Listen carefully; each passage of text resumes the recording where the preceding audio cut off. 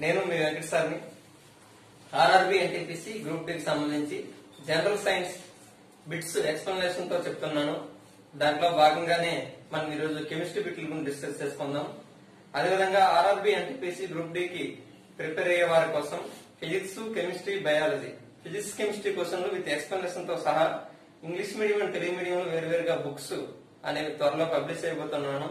October 2025 మధ్యలో book అనేది market లో రిలీజ్ అవుతుంది. మీరు కూడా తీసుకుందరు. దానికి సంబంధించినటువంటి డీటెయిల్స్ అనేది నేను త్వరలో మన ఛానల్ లో అనౌన్స్ చేయడం అనేది జరుగుతుంది. Okay, right.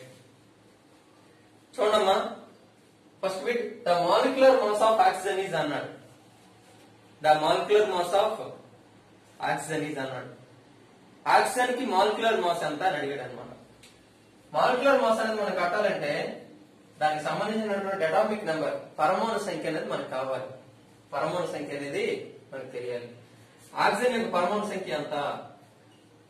ఆక్సిజన్ యొక్క అటామిక్ నెంబర్ 8. ఎంతండి? 8. అయితే దాని యొక్క పరమాణు ద్రవ్యరాశి ఎంత అవుతుంది? అటామిక్ మాస్ అనేది ఇప్పుడు కూడా పరమాణు సంఖ్యకి మాక్సిమం డబుల్. ఓకేనా? Maximum double.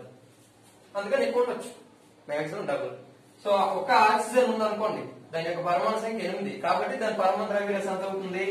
8 అవుతుంది. అంటే ఓన్లీ సింగిల్ ఆక్సిజన్ కి. కానీ ఇక్కడ ఎన్ని ఉన్నాయి? O2 అంటే 2 ఆక్సిజన్లు కదా. కాబట్టి ఎంత అవుతుందమ్మా? 16 32 అనేటువంటిది ఆక్సిజన్ యొక్క molecular mass. Okay, next question. What is the constituents of bronze? అంటే కంచు వేడి యొక్క మిశ్రమం అని అడిగాడు. Option A Pb plus Zn అంటే plumbum plus zinc. Option B Cu plus Sn అంటే copper plus tin. Option C Cu plus Zn అంటే copper plus zinc. Option D Pb plus Sn అంటే ప్లంబం ప్లస్ టిన్ అని అడిగాడు అనమాట. కొంచెం fundamentals అనేది తెలుసుకుందాం. Pb అంటే దీన్ని ప్లంబం అంటారు, శేషం అని చెప్తారు తెలుగులో. లెడ్ అంటారు అనమాట, లెడ్. Sn అంటే టిన్ అండి, స్టాన్నం. స్టాన్నం అంటే తగరము అని చెప్తారు. నెక్స్ట్ Cu అంటే కాపర్, మనకు తెలిసిందే, రాగి. Zn అంటే జింక్. ఓకే, కాపర్ లేదా క్యూప్రమ్. ఓకే, రాగి. అయితే ఇక్కడ what is the constituents of bronze? మనకు తెలిసి అలాయ్ అనేటువంటి పదం మనకు తెలుసు. అలాయ్ అంటే మిశ్రమ లోహము అంటారు. ఎలాయ్ అంటే మిశ్రమ లోహము అంటారు. ఈ మిశ్రమ లోహము అనేటువంటి దాన్ని ఏ విధంగా ఏర్పరుస్తారంటే 2 or more metals are combined to each other to form a alloy. అంటే 2 లేదా అంతకన్నా ఎక్కువ లోహాలు కలిసి ఏర్పరిచేదే మిశ్రమ లోహము. ఇక్కడ లోహాలే కాదు, అలోహాలు కూడా అందులో కలిసి ఉండవచ్చు. ఈ విధంగా ఈ మిశ్రమ లోహాలు తయారు చేయడం వరకు ఉన్నటువంటి కారణం ఏంటంటే అవి మన్నికను కలిగి ఉండి ఎక్కువ కాలం పాటు ఉంటాయి అన్నమాట. తుప్పు పట్టకుండా దృఢంగా ఎక్కువ కాలం పాటు మన్నుతాయనేటువంటి ఉద్దేశంతోనే మిశ్రమ లోహాలను తయారు చేయడం జరుగుతుంది. ఫర్ ఎగ్జాంపుల్, ఇత్తడి ఉందనుకోండి. ఇత్తడి, దీని బ్రాస్ అంటాం కదా, ఇత్తడి. రాగి ప్లస్ జింక్, రాగి ప్లస్ జింకుల కలయిక ఇత్తడి. అంటే కాపర్ ప్లస్ జింక్ అనమాట. కాపర్ ప్లస్ జింకుల కలయిక ఇత్తడి. అదేవిధంగా కంచు, బ్రాంజ్. రాగి ప్లస్ తగరము, అంటే కాపర్ ప్లస్ టిన్ అని అర్థం. కాపర్ ప్లస్ టిన్ అని అర్థం అన్నమాట. ఈ విధంగా మనకి ఇచ్చినటువంటి ఆప్షన్స్ పెట్టి చూస్తే what is the constituents of bronze అన్నాడు. బ్రాంజ్ వేడి యొక్క కలయిక అంటే రాగి ప్లస్ తగరము అంటే కాపర్ ప్లస్ టిన్ అన్నమాట. అయితే ఈ ఇత్తడి వేడి యొక్క మిశ్రమము, కంచు వేడి యొక్క మిశ్రమం అనేది ఏ విధంగా గుర్తుంచుకోవాలంటే చిన్న కోడ్ చూసుకోండి. నగరి ఎమ్మెల్యే తెలుసు కదా, రోజా, వైఎస్ఆర్సీపీ ఎమ్మెల్యే. రోజాతో పెట్టుకుంటే ఇత్తడి అయిపోద్దని గుర్తుంచుకోండి. రోజాతో పెట్టుకుంటే ఇత్తడి అయిపోద్దని గుర్తుంచుకోండి. అంటే ఇత్తడి వేడి యొక్క కలయిక రోజా అన్నాను. రో అంటే ఫస్ట్ అక్షరం, రా, జా అంటే జింక్. ఆ విధంగా రాగి, జింక్ అని గుర్తుంచుకోండి. రెండోది, కంచు వేడి యొక్క మిశ్రమం అనేది ఏ విధంగా గుర్తుంచుకుంటారంటే కంచు పాత్రల పైన పేర్లు రాస్తారు. పేర్లు రాస్తారా లేదా? అమ్మగారి పేరు గాని నాన్న పేరు గాని రాస్తారు. ఆ విధంగా కంచు పాత్రల పైన రాత రాస్తారని గుర్తుంచుకోండి. కంచు పాత్రల పైన రాత రాస్తారని గుర్తుంచుకోండి. ఆ విధంగా రాత అంటే రా అంటే రాగి, తా అంటే తగరం. ఎక్కడ రాస్తారు? కంచు పాత్రల పైన రాస్తారు అనమాట. ఆ విధంగా గుర్తుంచుకోండి. Okay. Next third bit, the chemical formula of sodium carbonate అన్నాడు. The chemical formula of sodium carbonate. Option A NaCO2, option B Na3CO2, option C Na2CO3, option D NaCO3. Okay. Sodium carbonate యొక్క structure Na2CO3. Na2CO3 sodium carbonate.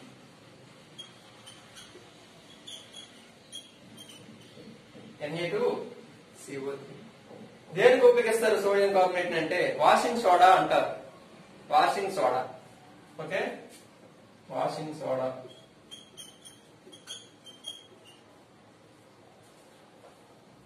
Washing soda. Okay. Next one, sodium bicarbonate అన్నాడు అనుకోండి.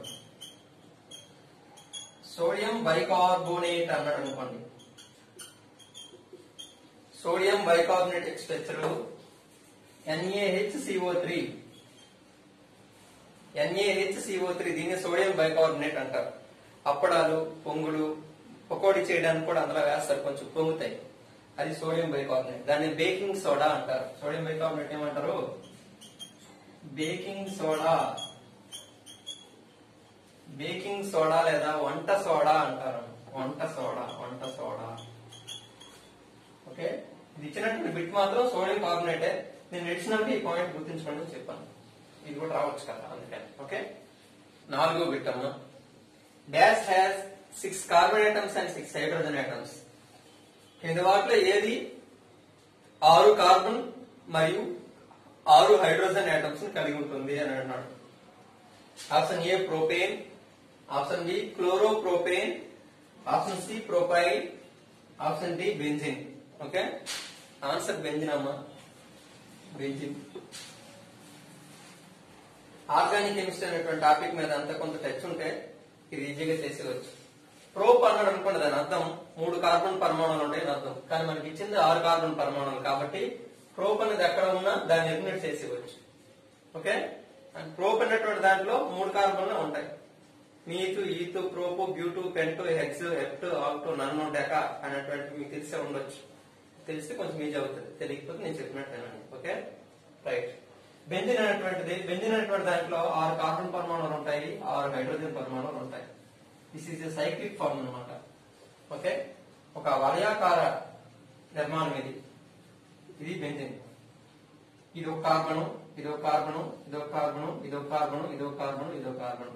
ఆ విధంగా 6 carbon పరమాణువులు ఉంటాయి. ఒక్కొక్కదానికి ఒక hydrogen attached గా ఉంటుంది అనమాట. ఈ విధంగా ఒక్కొక్క హైడ్రోజన్ అనేది అటాచ్డ్ గా ఉండడం అనేది జరుగుతుంది. అందుకే బెంజిన్ స్ట్రక్చర్ C6H6 అమ్మా. C6H6. Next bit, pH means అంటే pH అనగా ఏమిటి అని అడిగాడు. Option A potential, option B potence, option C potency, option D power. ఈ pH నార్మ్ అనేటువంటి దాన్ని సోరెన్సన్ అనేటువంటి ఆయన కనుగొన్నాడు. సోరెన్సన్ అనేటువంటి ఆయన కనుగొనడం జరిగింది. ఎందుకు ఈ pH మానాన్ని ఉపయోగిస్తారంటే ఇచ్చినటువంటి పదార్థం అనేది ఆమ్లమా క్షారమా అనేటువంటి తెలుసుకోవడానికి ఈ pH మానం అనేటువంటిది ఒక ఇండికేటర్ అన్నమాట, ఒక సూచిక. ఇందులో 0 నుండి 14 వరకు రీడింగ్స్ ఉంటాయి. 0 నుండి 7 మధ్యలో ఉన్నవాడిని కూడా ఆమ్లాలు లేదా యాసిడ్స్ అంటాము. కరెక్ట్ గా 7 ఉందనుకోండి రీడింగ్, దాన్ని న్యూట్రల్ అంటాం. అంటే ఒక రకమైనటువంటి తటస్థ పదార్థం అది.